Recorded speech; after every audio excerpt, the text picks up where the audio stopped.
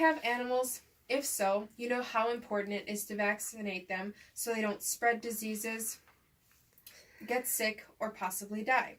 As stated by Michael Paul, DVM, from AAHA.org, says that no medical development has had a greater impact on the prevention of diseases and general health of people and animals than the development of vaccinations against various diseases.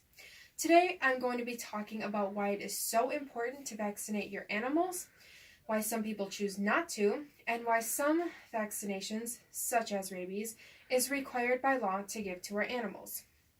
So let's talk about some of the reasons it is so critical to vaccinate your pets. As I know a majority of you have animals, I think it's safe to say that we consider them more parts of the family than as pets. So of course that prompts us even more to take care of them, make sure their health is up to date, and doing whatever else we can to make sure they are healthy. One of the ways we can make sure they are healthy is to vaccinate them.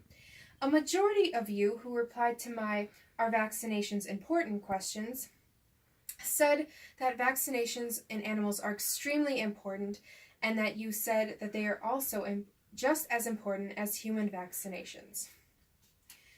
Before researching this speech, I had not known that vaccinations are man-made or are just weak diseases that the veterinarians make, and then those are injected, as stated by PDSA.org, because I thought vaccines already contained the antibodies and they would just lie dormant until the dog came across that disease, or may lie dormant their whole life without ever coming to know this disease.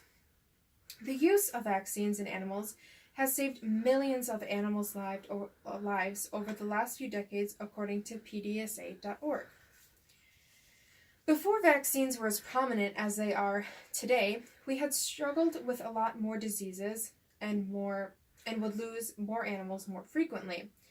But from studies over the years, scientists and veterinarians had come together and were able to make these vaccines to combat those diseases. So of course there are some people who choose not to vaccinate their animals because they can't afford it or they just don't believe in vaccines, period. In August of last year, people in Brooklyn, New York, were choosing not to vaccinate their pets because they believed that the vaccines would cause autism like they do in humans, which is not true. Many of these vets have debunked this theory, and in a statement released by a veterinarian from Snopes.com, said that "We've never diagnosed autism in dogs, and I don't think you could." And having a fair bit of knowledge in the animal world myself, I believe this veterinarian to be true, because a lot of people will try to self-diagnose their animals or Google something, and they believe what they read and not bring the animal in or bring them in panicking because they don't know what's going on, and what they think might be happening isn't really what is actually happening. And people also tend to believe the popular opinion, and at that time, the popular opinion was that vaccines cause autism, and not just humans, and in dogs. So now we see why vaccines in animals are so important. Let's talk about why certain vaccines, such as rabies, is required to give our animals by law. Rabies is a contagious and fatal viral disease of dogs and other mammals that causes madness and convulsions, and they are transmissive through their saliva to humans. It is the law because these diseases can be spread from animals to the humans.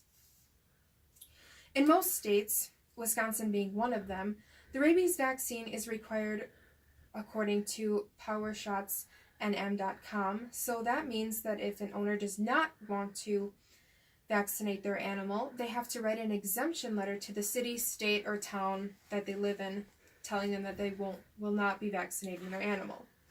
And according to AmericanVeterinarian.com, if an animal is unvaccinated and they are presumed to be exposed to the rabies virus, that animal has to go through a 4-month quarantine, and before their quarantine starts, they are required to get the rabies vaccination. I know for a fact that if any of you didn't give your animals the rabies vaccine and that animal bites someone and that dog may have to be put down, you would feel very guilty. Also, if you get a dog knowing that you won't be able to pay for shots, you should not own that dog because dogs need the vaccines to survive, and especially from rabies. You should want to give that dog the best life possible. So far, what we have learned is why it is important to vaccinate your pets, why some people choose not to, and why the rabies vaccine is required by law. So in conclusion, vaccinating your animals is one of the most important requirements that are in owning animals. As an owner, you should want your animal to be healthy so it can live a longer life and would make you feel good to be able to take care of your pet. Animals can't talk. We have to be the ones to make the smart and educated decisions to ensure that they are never in danger from a potentially fatal disease. As an owner, vaccinations have to always be at the top of your list in taking care of your animals. Researching can be okay, but be sure you are still taking your animals to a veterinarian and getting their routine shots.